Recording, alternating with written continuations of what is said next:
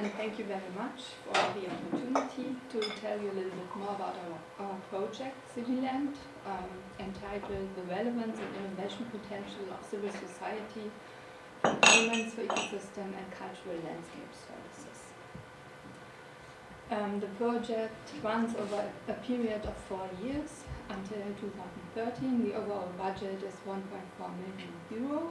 It's funded by the German Federal Ministry of Education and Research within its research program Social Ecological Research, and we are based at the Leibniz Center of Agricultural Landscape Research in Münchberg in Germany, which is about 60 kilometers east of Berlin, close to the Polish border. The background of the project is rooted in the ecosystem service concept. Humankind depends on ecosystem services, and provision is increasingly endangered through man-made environmental degradation at different scales, local to global. So suitable concepts and instruments are needed to tackle environmental programs, and payments for ecosystem services are one option that is discussed. And our project is specifically interested in payments for ecosystem services where civil society initiatives are involved, and we would like to provide a cross-country comparison between Germany, Great Britain, and the United States. So why are we so interested in payments for ecosystem services? Up until now, mostly regulatory approaches like command and control measures carried by the government are in place to address environmental programs, but these are often documented to lack in environmental effectiveness, efficiency. They are less flexible, and sometimes the acceptance by landowners and land managers is not very high. So payments for ecosystem services as voluntary approaches are discussed as an alternative to these regulatory approaches, or at least a supplement. And payments for ecosystem services can be defined as a contract-like arrangement that connects the sellers of ecosystem services, like land managers or landowners, and the buyers, which could be pretty much everyone, like business companies or also state actors, plus all intermediaries that are needed to make the contract work. And the advantage that we see with this payments for ecosystem services is that they can be tailor-made for a specific context or given situation, compared to this command and control measures, which have to be horizontal, addressing a multitude of landowners and land managers. So our hypothesis is that these payments for ecosystem services can lead to an improved effectiveness, efficiency, to more flexibility, and to a higher acceptance. And they can also provide an innovative element to how to tackle environmental programs. That the actors that are involved in PES arrangement can be from all three sectors of society, like state agencies, business companies from the economic sector. And as said before, we are especially interested in the civil society sector. So why is that? Or what do we mean by civil society? We define it as the sphere of the society that is in between the economic and the state sector, and that produces mixed goods, as well as social capital and public discourse. And civil society initiatives can be very inhomogeneous. They can take institutional arrangements like non-profit organizations, foundations, or charities that are registered somewhere. But they can also be like non-institutional arrangements, like associations or a group of individuals that meets occasionally because they are interested in a mutual topic. And as quoted by Owen, the payments for ecosystem services require the leadership of entrepreneurs that are willing to build diverse coalitions between all kinds of stakeholders and that sustain a process which is needed to create such a payment system for ecosystem services over a longer period. And they have to support the financial or the funds to promote the change. And again, our hypothesis is that civil society initiatives can function as such entrepreneurs to develop payments for ecosystem services. And one specific advantage is that they have a very flexible institutional embedding and that they can build up on all different scales. Like it can be very, very local groups, but it can also be international groups. And we focus in specific on foundations and charities because these are allowed to build assets and have venues which puts them in the situation that they can also fund payments for ecosystem services. Civil society initiatives are said to have specific characteristics. The first one is that they are open to everyone, which is very important when you think like a government is also elected, but it can also be all the ones who are allowed to vote are a specific group. So they have to have the citizenship, and compared to this, in civil society initiatives, everyone, like children, also minorities or non-citizens, can get engaged in these groups. And civil society initiatives are also based on voluntary participation. They are self-governed and independent from government and the economy. They are, like said before, very diverse and inhomogeneous. They can be institutions and also like groups at the grassroots level. They are based on they are always within the legal framework in a country. This fourth point is not always true when it's not a democracy, but it's like a dictatorship. Then of course civil society is is against the government, and then it's illegal, of course. And these groups are always based on the principles of non-violence, solidarity, and tolerance. So if such a group would gather to act against minorities, then this would not be considered as a civil society initiative. And they have or can have utopian potential, which means that some groups think about a society or what kind of society we would like to have in the future, and they question the conditions like it is right now. So it's like they can be very innovative about societal change. CIVILand, the project, is organized in different sub-projects, and the focus is on non-state funded or developed or implemented payments for ecosystem services, but we would also like to have a look at the ones that are state funded and implemented, like agri-environmental schemes, and compare both approaches.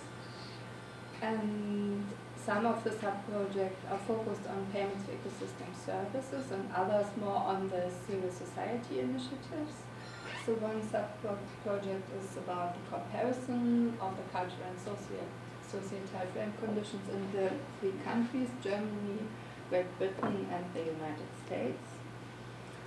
Then another project is centered around the relevant civil society initiatives to focus on foundations and trusts.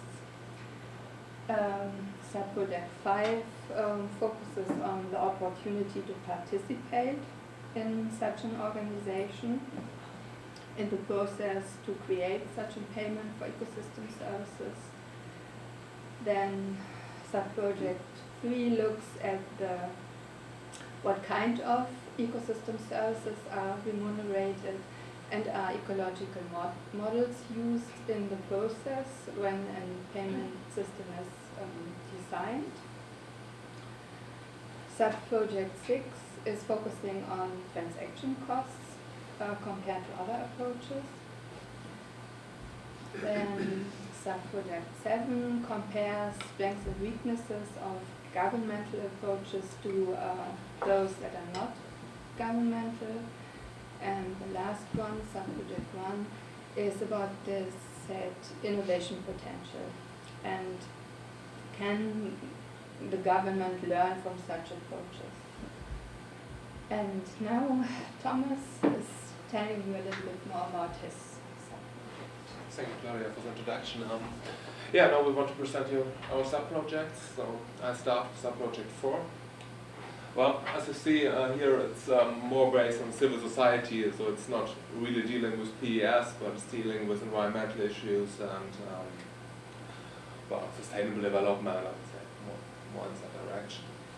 So, well, in sub-project 4 I have, yeah, sub-project 4 is also divided in 4 sub-projects, I would say. And yeah, the first 2 deal with civil society, who's the demander in civil society for ecosystem services, for sustainable development, what are the preferences in civil society, so what are the people willing to pay for, that's one question for the first part, and what are the differences between our 2 countries, Germany, the United States and UK. Well, I'm more focused on the United States and Germany, but also a bit on UK, but just for one presentation in 2 months. And the other 2 projects within that project 4 I want to do is are more focused on community foundations. So the first questions here is what is the outcome for sustainable development, how do non-governmental organizations govern, and what are the challenges and perspectives for the future for community foundations. Yeah, how do they develop? Okay. All those things. So I want to start with the first question, the preferences of civil society entities. We can find some data about the US and the UK, but there's no real data about Germany. So we started on an online survey to find out more about the preferences of civil society in Germany. And yeah, sorry, I can't present it, the data today, because we just finished it last week on Friday and made the data clearance, but it wasn't possible to give you real evidence-based data about that. Maybe in 2 or 3 months we'll see. Well, for the preference of civil society, we use foundations as proxies. Hope that works, but I think so. But as you can see on the right side of the table, it works fine, I think, for UK and the US, and we have the same issues in our questionnaire for Germany, and I hope we can compare them a bit better, find differences between the different states. Yeah, so that's the part of the preferences of the civil society, the first part I want to do in the project. Yeah, the next one, of course, is not focused on just on the preferences, it's more an analysis of the survey and focus on the preferences or the goals of the civil society initiatives, on the sources they have and the financials of the tranches of foundations, where you can read that, the regional and establishment, so the different kind of activities they have, and well, maybe evaluations, a proxy for professionalization and the different kind of initiatives and different kind of foundations. So hopefully at the end we have some different types of civil society initiatives and what they do, what their preferences they have, and where do they come from, and how they develop and other things. I hope that will work, I think so. And yeah, the next part is the concentration on the community foundation. There should be an example, because there's things that in community foundation really everyone can be involved if you want to. So we have many voluntary work, all these things. And I want to start with Germany, because I think here it's very interesting that while you in the US you have a history of community foundation more than or about 100 years, I guess.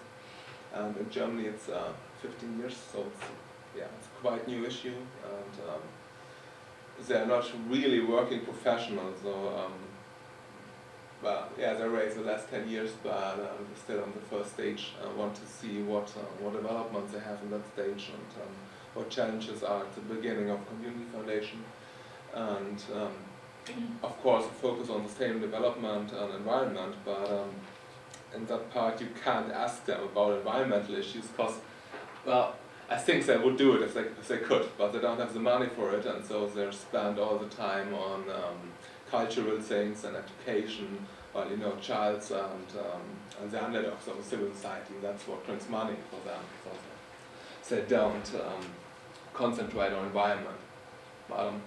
Everyone in the interviews I made so far told me that environment will be one of the future issues that they deal with. So that's one thing, yeah.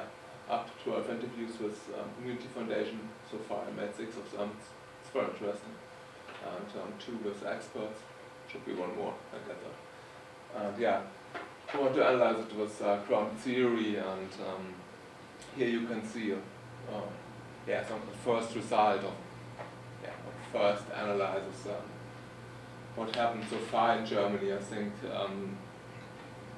that what we have in Germany right now is that we have very young community foundations, volunteers work for it, they try to start with public relations and concentrate on donor services to raise their assets. And I think in the future that will be more professional and have to change the kind of work. We'll see what happens there. So that's one part of community foundations I want to do in the next month. And another part is a comparison between Germany and the US. As you can read here, I was thinking about doing some interviews here also with community foundations and experts. The more I think about it, the more boring it gets. Because I would do the same, so first time in Germany and the US. That's boring. And I've been thinking in the last week about doing a Delphi with the community foundations, and I think that's more interesting, but well, it's in my mind, and I have to think about it, how to do it, and how the approach can be, but I think a Delphi is much more interesting than doing a ground theory approach for a second time. Yeah, so it will be a analysis of different stages of development, and I hope to get some good scenarios for the future. So Brian told me we don't have much time. I'm done with my side project. Claudia. Yes. So my sub-project is number 3, which is about the analysis of the kind of remunerated ecosystem service and ecological models. And these are the research questions I'm interested in. So what types of payment systems exist where civil society is involved, and what is the specific role of these initiatives in comparison to the role that other actors have in the design of payment schemes, which ecosystem services are remunerated, and are there ecosystem services that are not fit for payments for ecosystem services? So are there reasons behind it, like difficulties with property rights, and does this mean that other approaches are required to address these ecosystem services? And then question 5 and 6 relate to the use of modeling approaches. So for what reason are they used, like to assess environmental effectiveness or cost efficiency? And in specific, are participatory modeling approaches used when a PDS is designed? And I've pulled out some data from this online survey and can show you something about this, like the involvement of civil society initiatives in PES and the kind of ES they are specifically interested in. So one question was if or if not we questioned environmental foundations and charities in Germany the US and UK, and I have left out the UK here to make a comparison between Germany and the United States. So one question was if they are not involved in PS schemes, and about, yeah, the numbers are comparable for both countries, about 37% are involved, and the percentage in the US is greater where they are not involved. And in Germany, they are more positive about the future. So they were also asked if they plan to get involved in the future, and 20% in Germany were interested in the concept. Then the ones that said no, they are not involved, were also asked why not, and some of them said because they were not aware of this concept. More importantly was that they think that there's a lack of funds to get engaged in such concept. Then what was interesting, in Germany a lot more think that the government is responsible to deal with environmental problems. And yeah, there are the agri-environmental regimes, so the government should care that they work better. And in the United States, the percentage was higher of those who said that they don't think that payments for ecosystem services are a very suitable approach. They were more critical about it. Then another question was which ecosystem services they are interested in, and they should rank it. And if you only look at those which were said they are very much interested in, or quite a lot, or they deal with exclusively, and we look at the rankings, then first is that biodiversity was equally important in both countries, so it was always ranked first. Then what was again interesting was that landscape. So landscape consists of different ecosystem services which have to be dealt with in combination. So it was ranked much more of higher importance in Germany. I guess, or I think that's because in Germany we don't have like wilderness areas. Everything is a landscape, everything is managed there. So people think more about landscape planning and landscape management than here maybe. And ranked last in Germany was marine waters, which was quite important in the US. Then another thing that I think is very interesting was related to the concept for conservation. One question was if they more focus on the direct management of ecosystems, so shape and develop nature and the environment, or if they prefer like buying a piece of land and then leave it to itself, like the wilderness concept. And again, they were asked if they apply this concept exclusively or not at all, or a little or somewhat. And there is a trend for the United States that they are more interested in this wilderness concept and less in actually managing nature for its protection, and the opposite trend in Germany.